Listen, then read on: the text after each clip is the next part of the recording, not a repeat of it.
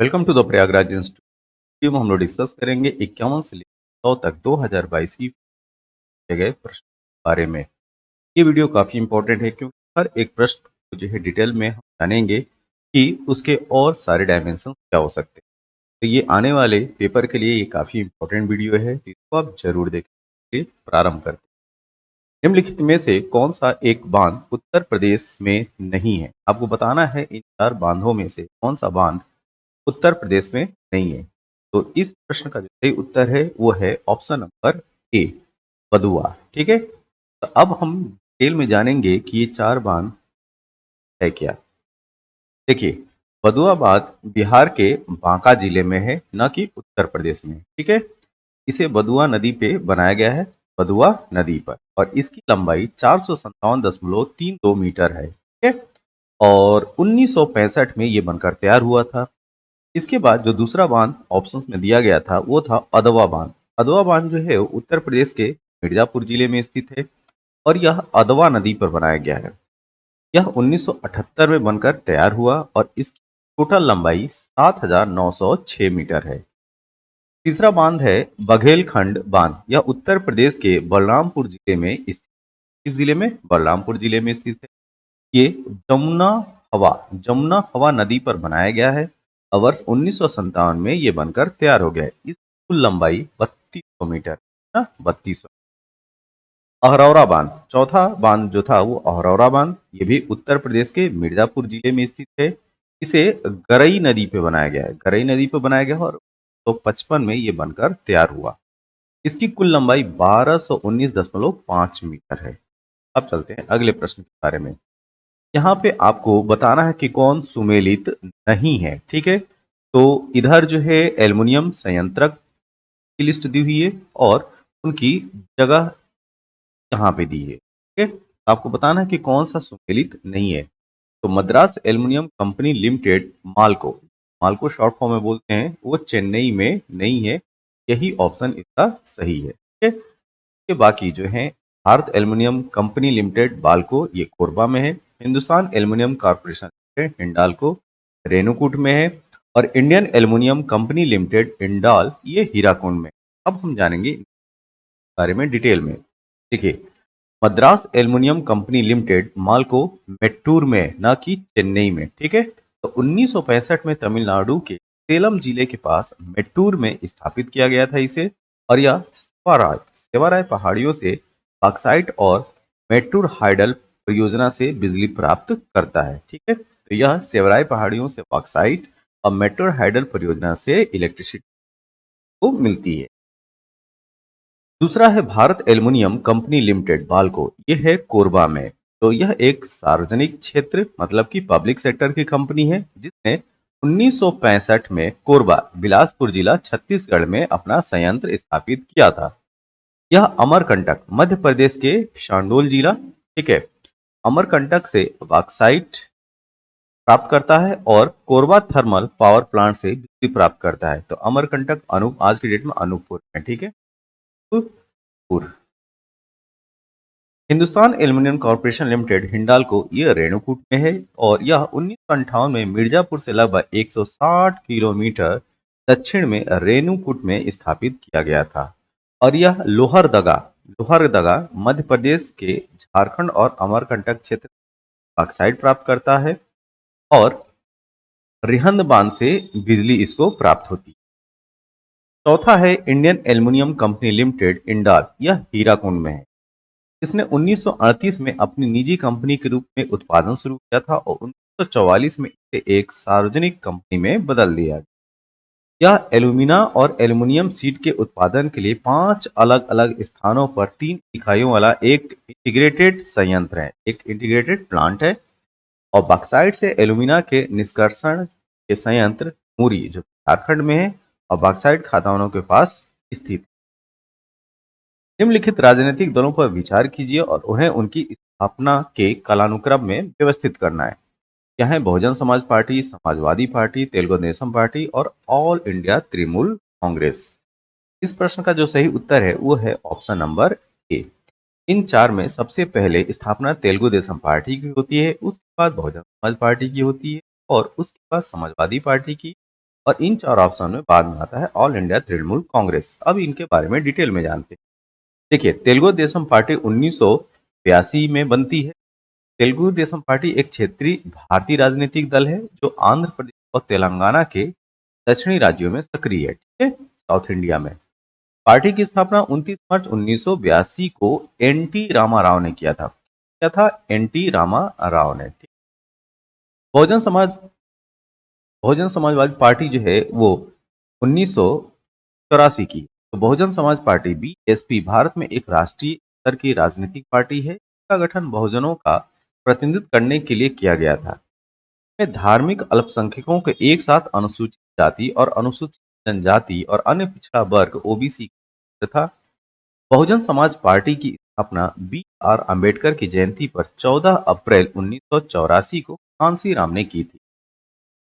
Party है Samajwadi party. 1992 में इसकी स्थापना होती है। समाजवादी पार्टी भारत में एक सामाजिक लोकतांत्रिक राजनीतिक दल है जिसका हेडक्वार्टर नई दिल्ली में है। यह मुख्य रूप से उत्तर प्रदेश में स्थित है और साथ ही अन्य राज्यों में भी इसकी महत्वपूर्ण उपस्थिति। पार्टी की स्थापना होती है 4 अक्टूबर 1992 को मुलायम सिंह यादव के द्वारा।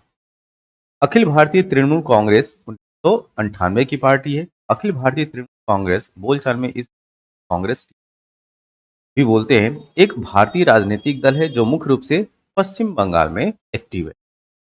तो 26 से अधिक वर्षों तक भारतीय राष्ट्रीय कांग्रेस आईएनसी के रहने के बाद ममता बनर्जी ने स्थापना कौन करती है? ममता बनर्जी ने आईएनसी इंडियन नेशनल कांग्रेस छोड़कर 1998 में टीएमसी की स्थापना की।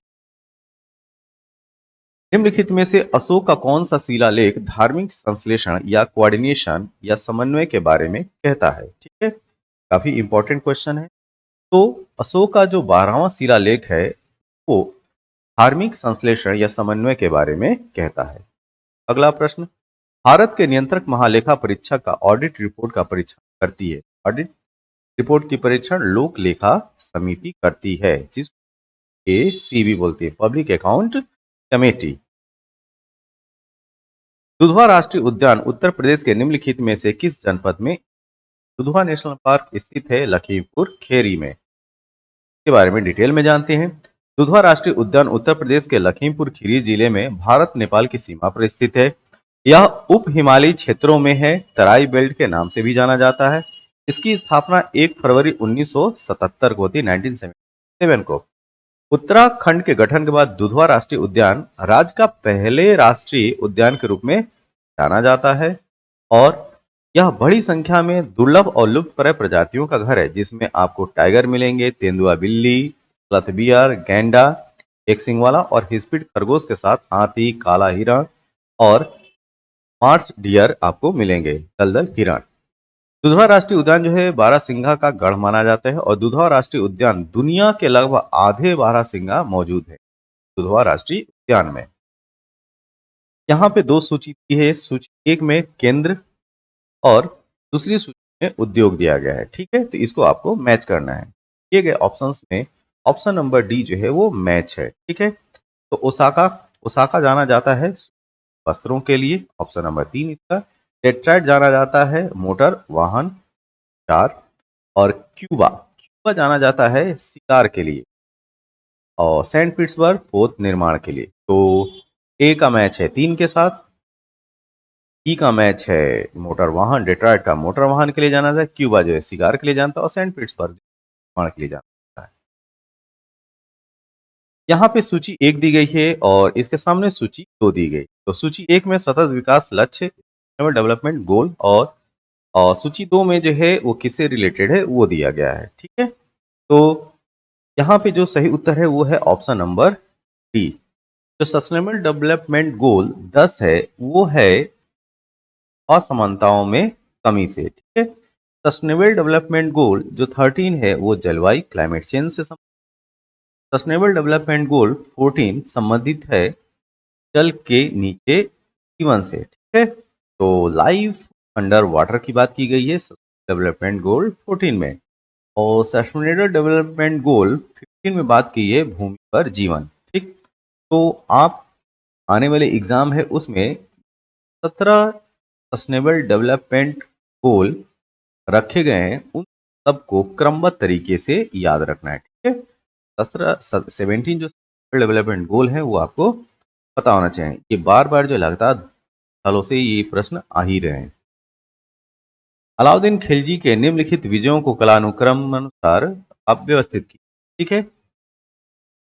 तो रणथंभौर, गुजरात, वारंगल, चित्तौड़, इसका जो सही उत्तर है ऑप्शन नंबर, ठीक। इन विजयों में सबसे पहले उसकी गुजरात विजय होती है, उसके बाद रणथंभौर विजय होती है, और रणथंभौर के बाद वो वारंगल को जीतता है, वारंगल का युद्ध करता है, और इसके बाद लास्ट में तौड़ होता है। क्रम क्या हो गया? क्रम हो गया 2, 1, 4 और 3। नेक्स्ट, निम्नलिखित में से कौन सा पदार्थ जैव निम्नीकरणीय है, मतलब बायोडिग्रेडेबल है?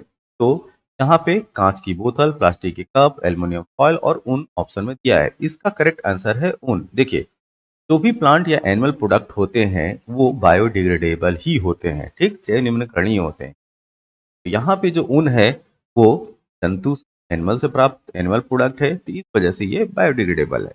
Next, India state of forest report 2021 के अनुसार निम्नलिखित में से किस राज्य ने पिछले 2 वर्षों में वन क्षेत्र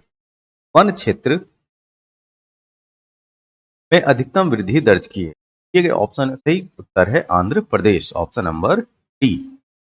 अगला क्वेश्चन, उत्तर प्रदेश में एक जनपद एक उत्पाद योजना के आधार पर निम्नलिखित में से कौन एक सही सुमेलित नहीं है? यहाँ पे पूछा जा रहा है कि कौन सही सुमेलित नहीं है। देखिए, गौतम बुद्ध नगर रेडीमेड कपड़ों के लिए यस जाना जाता है, अमेठी मूंज के उत्पाद के लिए सही है, आगरा चर्म उत्पाद के लिए ये भी सही है, बागपत लकड़ी के खिलौनों के लिए ये इस मैच लकड़ी के खिलौनों के लिए बागपत नहीं जाना जाता है, तो ऑप्शन नंबर डी इसका सही उत्तर है। 63, किस देश में प्राकृतिक आर्सेनिक प्रदूषित जल मिलता है? तो ये आपको सबसे ज्यादा आपको देखने को मिलेगा ऑप्शन नंबर बी, बांग्लादेश में, ठीक। बांग्लादेश में जो नेचुरल आर्सेनिक पॉल्यूटेंट है वो वाटर में बड़ी समस्या है, ठीक। नेक्स्ट, निम्नलिखित घटनाओं पर विचार कीजिए और उनको काल क्रमानुसार व्यवस्थित करना है।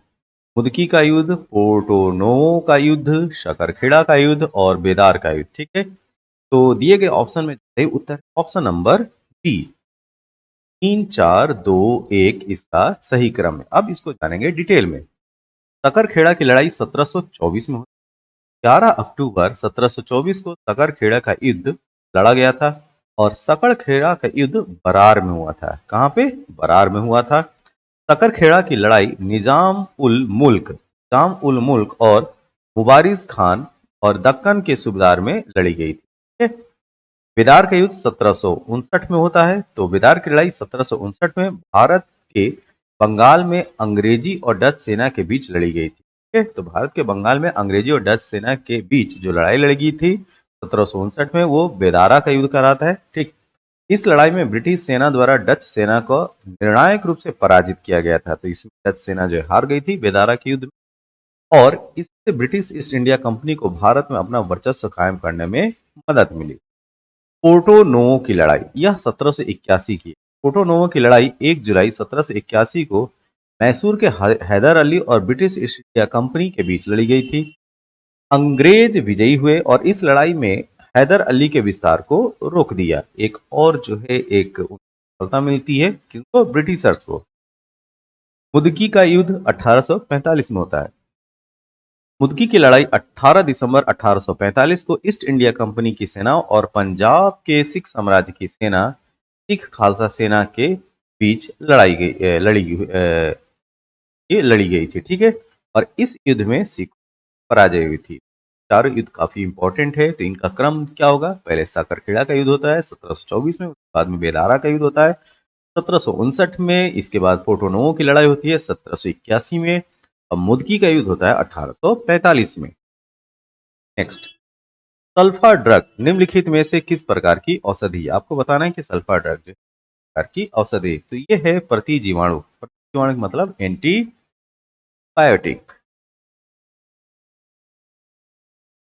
नेक्स्ट, जनवरी 2022 के वैश्विक व्यावसायिक शहर सूचकांक के अनुसार निम्नलिखित कौन सा शहर विश्व का शीर्ष व्यावसायिक शहर है? ठीक है? काफी इंपॉर्टेंट क्वेश्चन है। ये है हांगकांग, ऑप्शन नंबर बी इसका सही।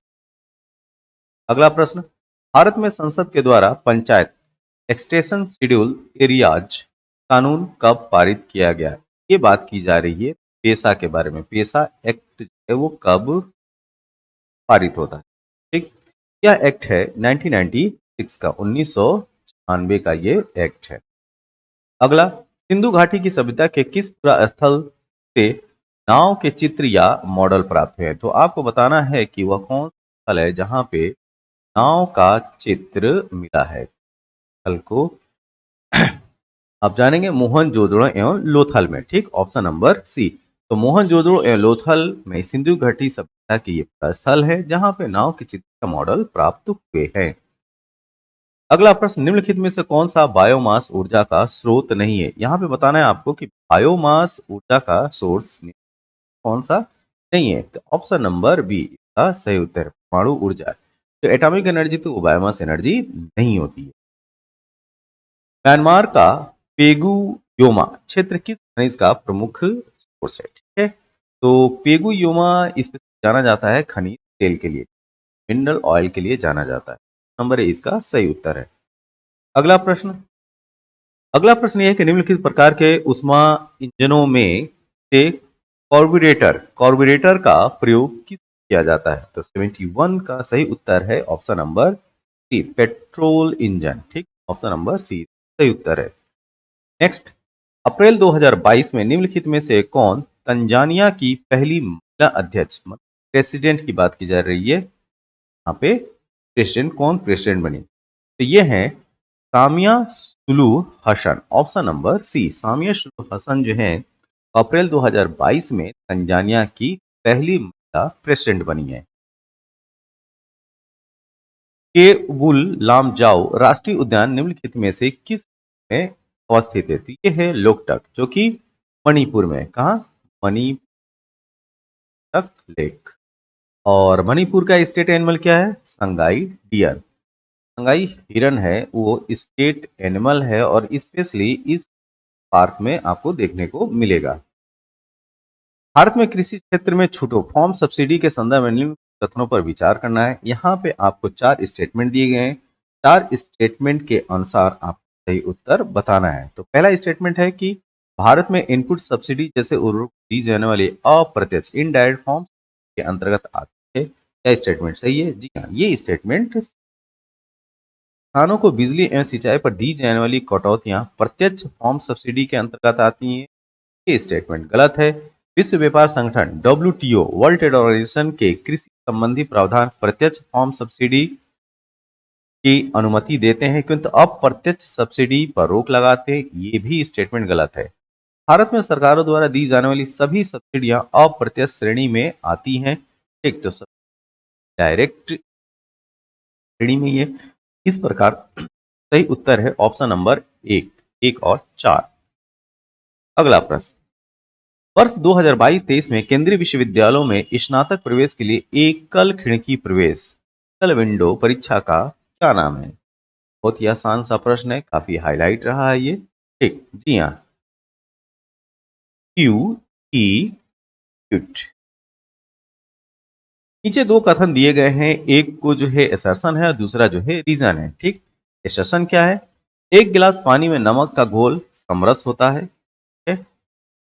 पूरे हिस्से में विभिन्न संगठन वाला घोल समरस होता है। ठीक, तो इसका जो सही उत्तर है ऑप्शन नंबर बी। ए तो सही है लेकिन जो इसका ऑप्शन है वो गलत है। ऑप्शन नंबर का सही उत्तर है। नेक्स्ट, यहाँ पे सूची 1 दी गई, विधानसभा के नवनिर्वाचित अध्यक्ष और सूची में वो राज्य दिया गया है, तो आपको इसके साथ जो है मैच करना है। तो इसका जो सही उत्तर है ऑप्शन नंबर डी इसका करेक्ट है। 1 2 3 4 यहाँ पे जितने भी ऑप्शन है एक दूसरे के साथ जो वो मैच्ड है। ठीक है, तो विधानसभा के जो नव निर्वाचित अध्यक्ष थे रमेश तावड़कर गोवा राज्य के विधानसभा के नवनिर्वाचित अध्यक्ष थे। कुलतार सांधमान ये पंजाब के, टी सत्यव्रत मणिपुर के और रितु खंडारी उत्तराखंड के। नेक्स्ट, टी माल्थस ने द माल्थीसी थ्योरी नामक प्रसिद्ध सिद्धांत को प्रतिपादित किया जो कि संबंधित है। ये किससे संबंधित है ये आपको बताना है। जी हाँ, ये संबंधित है पॉपुलेशन से। Option number B. प्रथम अंतरिम राष्ट्रीय सरकार की घोषणा की कब की गई? यहाँ पे डिक्लेरेशन की बात की गई है, घोषणा कब की गई ध्यान में रखिए। ठीक है, तो प्रथम अंतरिम राष्ट्रीय सरकार की घोषणा की जाती है 24 अगस्त 1946 को। Option number B. निम्नलिखित में से किस स्तूप में आर्यक स्तंभ, बहुत इंपॉर्टेंट क्वेश्चन है, बहुत ही अच्छा प्रश्न भी है ये। ठीक, आर्यक स्तंभ वाले मंच की विशेषताएं मिलती हैं। ठीक, तो कहाँ मिलती हैं? ये मिलती है अमरावती में। तो आर्यक स्तंभ की विशेषताओं वाला मंच आपको कहाँ मिलेगा? अमरावती में। अगला प्रश्न, संयुक्त राष्ट्र संघ के पर्यावरण कार्यक्रम द्वारा जारी वार्षिक फ्रंटियर रिपोर्ट 2022 के अनुसार दुनिया का दूसरा सर्वाधिक ध्वनि प्रदूषण युक्त भारत का कौन सा शहर है? यहाँ यह करेक्ट आंसर है मुरादाबाद। अगला प्रश्न, ओजोन दिवस किस तिथि को मनाया जाता है? जी, 16 सितंबर को ओजोन डे मनाते हैं।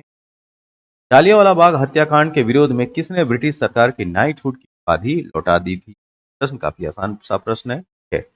कई बार पूछा जा चुका है। रविन्द्रनाथ टैगोर ने जालियांवाला बाग हत्याकांड के विरोध में अब ब्रिटिश सरकार के द्वारा दी गई नाइटहुड की लौटा दिया था। सत्य शोधक समाज के संस्थापक कौन थे जिनका प्राथमिक जोर सत्य की खोज पर था? देखिए, एक ही पेपर में एक शख्सियत से दो प्रश्न पूछे। ये हैं ज्योतिबा फुले। ऑप्शन नंबर सी का सही उत्तर है ज्योतिबा फुले।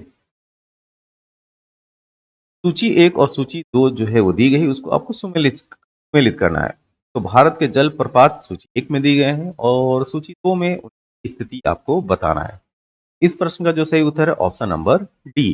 देखिए, दूध सागर है गोवा में। कहाँ पे? गोवा में। बरकाना ये कहाँ है? कर्नाटक में। हंदाधार, हंदाधार कहाँ है? का में। और पलानी मिलेगा आपको हिमाचल प्रदेश में। तो ए का 4 और बी का 1 का 2 एंड डी का। इस उत्पाद को इको मार्क दिया जाता है? आपसे पूछा जा रहा है कि इको मार्क दिया जाता है। इसका उत्तर है ऑप्शन नंबर, पर्यावरण से मित्रवत है। मतलब जो इको फ्रेंडली प्रोडक्ट होते हैं, इको फ्रेंडली जो प्रोडक्ट होते हैं उनको इको मार्क टैग मिलता है। निम्नलिखित युग्मों में से कौन एक सही सम्मिलित नहीं है? यहाँ पे बताना है कौन नहीं है। शान वर्मन हरहा पाषाण अभिलेख, सर्ववर्मन गया ताम्रपत्र, जीवित गुप्ता सेकंड देववर्णाक अभिलेख और ईश्वर वर्मन जौनपुर प्रस्तर अभिलेख। ठीक है, देखिए, जो सही सुमेलित नहीं है वो है ऑप्शन नंबर बी, सर्ववर्मन गया ताम्रपत्र। ये सही सुमेलित नहीं। ठीक है, तो ऑप्शन नंबर बी इस प्रश्न के अनुसार सही उत्तर होगा। बाकी के जो ऑप्शन है, निम्नलिखित में से कौन सा स्तनधारी अंडे देता है? आपको बताना है स्तनधारी का नाम जो अंडे देता है। तो यह है एक्डीना। ऑप्शन नंबर सी। सूची 1 और सूची 2 दी गई है। तो सूची 1 में अनुसूची है, शेड्यूल, और 2 में सब्जेक्ट है, विषय है, वो आपको मैच करना है। तो सही ऑप्शन है ऑप्शन नंबर सी। देखिए, तृतीय अनुसूची संबंधित है शपथ एवं प्रतिज्ञान के प्रारूप से, ए का 2 हो गया। चतुर्थ अनुसूची संबंधित है राज्य विधान परिषदों में स्थानों के आवंटन से। सातवीं अनुसूची संबंधित है संसद और राज्य विधानमंडलों द्वारा बनाई जाने वाली विधियों से। और आठवीं अनुसूची संबंधित है लैंग्वेज से। तो ऑप्शन यहाँ पे 2, 1, 4, 3 ऑप्शन नंबर। यहाँ पे सूची 1 दी गई है और इधर सूची 2 दी गई है। सूची 1 में व्यक्ति है और सूची 2 में संबंधित कार्य और पद। ठीक है, ये आपको बताना है कि कौन किसके साथ मैच है। यहाँ पे ऑप्शन नंबर बी जो है वो सही है। ठीक, तो डी के कर्वे जो है वो सच्चे विडोरी मैरिज एसोसिएशन के जेई बेथुन ये कलकत्ता में कन्या विद्यालय की स्थापना की थी इन्होंने। ईश्वर चंद्र विद्यासागर का संबंध कलकत्ता में संस्कृत बल के प्रचार के रूप में है। और बी एम मालावरी ये हैं बाल विवाह विरुद्ध संघ प्रारंभ किया था इन्होंने। तो सही उत्तर क्या हो गया? 2, 1, 4, 3 ऑप्शन नंबर बी। पश्चिमी उत्तर प्रदेश के संदर्भ में निम्नलिखित कथनों में कौन सा सही है? ठीक है, तो पहला ऑप्शन यहाँ पे पहला जो स्टेटमेंट है ये है कि उत्तर प्रदेश के पश्चिमी अन्य क्षेत्रों की तुलना में अधिक विकसित। क्या स्टेटमेंट है? दूसरा स्टेटमेंट है कि यह क्षेत्र हरित क्रांति का साक्षी रहा है। देखिए, ये दोनों के दोनों स्टेटमेंट है वो सही हैं। तो दिए गए ऑप्शंस के अनुसार ऑप्शन नंबर ए इसका सही उत्तर है। नई दिल्ली की किस प्रसिद्ध इमारत को प्रधानमंत्री संग्रहालय के रूप में परिवर्तित किया गया है? ये भी काफी इंपॉर्टेंट क्वेश्चन है। ठीक, तो नई दिल्ली की किस प्रसिद्ध इमारत को प्रधानमंत्री संग्रहालय में परिवर्तित किया गया है? तो ये है इंडिया हैबिटेट सेंटर, सॉरी, तीन मूर्ति भवन। ऑप्शन नंबर सी इसका सही उत्तर है। तीन मूर्ति भवन को जो है, तीन मूर्ति भवन को नई दिल्ली में प्रधानमंत्री संग्रहालय में इसको परिवर्तित कर दिया गया है। तीन मूर्ति भवन जो है आज की डेट में प्रधानमंत्री संग्रहालय के रूप में जाना जाएगा। सूची 1 में समिति है और सूची 2 में नियुक्त का वर्ष है। ठीक है, इसको आपको मैच करना है। यहाँ पे मैच है ऑप्शन नंबर बी। बलवंत राय मेहता समिति जो है वो यह 1957 में आती है, ऑलरेडी मैच्ड है। अशोक मेहता समिति 77 में मैच है। एल.एम. सिंघवी समिति 1986 की है और पी.के. थुम्पुन समिति 1988 की। यहाँ पे सही उत्तर है 1, 2, 4 जो कि ऑप्शन नंबर बी है। पारिस्थितिक निकेत के संदर्भ में निम्नलिखित कथनों में से कौन सा सही है, ये आपको बताना है। देखिए, यह उन स्थितियों की श्रेणी का प्रतिनिधित्व करता है जो संसाधनों के उपयोग और पारिस्थितिकी तंत्र में उसकी कार्यात्मक भूमिका को सहन कर सकती हैं। ठीक है, इसको फिर से देखिए। यह उन स्थितियों की श्रेणी का प्रतिनिधित्व करता है जो संसाधनों के उपयोग और पारिस्थितिकी तंत्र में उसकी कार्यात्मक भूमिका को सहन कर सकती हैं। यहाँ पे ये जो पॉइंट है, कार्यात्मक भूमिका को बियर करना, ये सही बनाता है। ठीक है, प्रत्येक प्रजाति का एक अलग स्थान होता है, ये भी सही है। ठीक है, तो ऑप्शन नंबर 1 और 2 दोनों सही है। इस वजह से यहाँ करेक्ट आंसर जो है वो ही है।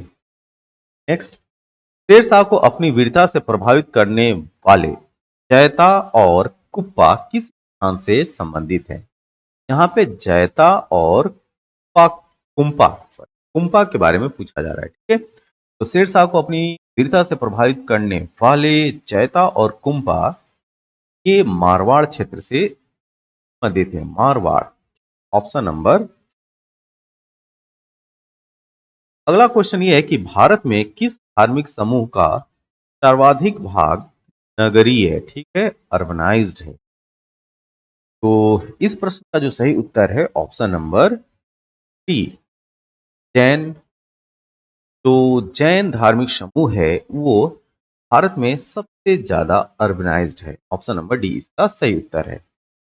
अगला प्रश्न, 10 अप्रैल 2022 को घोषित नीति आयोग के राज्य ऊर्जा और जलवायु सूचकांक के अंतर्गत भारत के निम्नलिखित में से शीर्ष प्रदर्शन करने वाले 3 राज्य कौन से हैं? देखिए, अब जो है कमीशन जो है टॉप 3 जो रैंक होल्डर्स हैं, देश हैं या स्टेट हैं, वो भी पूछने लगा है। तो जब आप पढ़ा करें, टॉप 3 एटलीस्ट जरूर याद रखें। देश, इंटरनेशनल अगर रिपोर्ट हो देश को याद रखें, अगर नेशनल रिपोर्ट हो तो राज्य को याद रखें। तो इस प्रश्न का जो सही उत्तर है ऑप्शन नंबर सी, गुजरात पहले स्थान पे था, केरल दूसरे पे और तीसरे स्थान पे पंजाब था। तो इसका ऑप्शन नंबर सी। उत्तर प्रदेश के निम्नलिखित नगरों पर विचार कीजिए और जनसंख्या के आधार पर उन्हें अवरोही क्रम में व्यवस्थित करना है। ठीक है, अवरोही क्रम में, घटते हुए क्रम में इसको व्यवस्थित करना है। तो इस प्रश्न का जो सही उत्तर है ऑप्शन नंबर, ऑप्शन इसका करेक्ट आंसर है। ठीक, तो सबसे ज्यादा इन दिए गए ऑप्शंस में वो है कानपुर। कानपुर के बाद जो है वो है लखनऊ। लखनऊ के बाद जो है गाजियाबाद और तीसरे नंबर पे है आगरा। ठीक, तो सही उत्तर क्या हो गया? Second, fourth, first and third. Option number C इसका सही उत्तर है। अंतर्राष्ट्रीय अंतरिक्ष स्टेशन पर किसी नासा के अंतरिक्ष यात्री द्वारा सर्वाधिक लंबी अंतरिक्ष यात्रा का रिकॉर्ड किसका है? सबसे ज्यादा लंबे समय तक रहने वाले अंतरिक्ष यात्री का आपको नाम बताना है। सही उत्तर है मार्क वेंड है। ठीक है, मार्क वेंड। ऑप्शन नंबर सी इसका सही उत्तर है। अब चलते हैं 100 नंबर वाले प्रश्न पे। निम्नलिखित विषयों पर विचार कीजिए तथा उन्हें क्रमानुसार जैसा संविधान में उल्लिखित है व्यवस्थित कीजिए। संघ तथा उसका कार्यक्षेत्र, मौलिक कर्तव्य, नागरिकता और राज्य के नीति तत्व। जी हाँ, इसका सही उत्तर है ऑप्शन नंबर बी।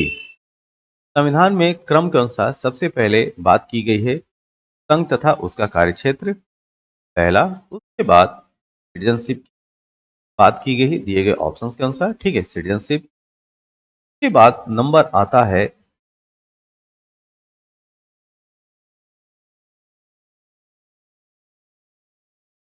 संघ तथा उसका कार्यक्षेत्र पहले पे। ठीक, के बाद नंबर है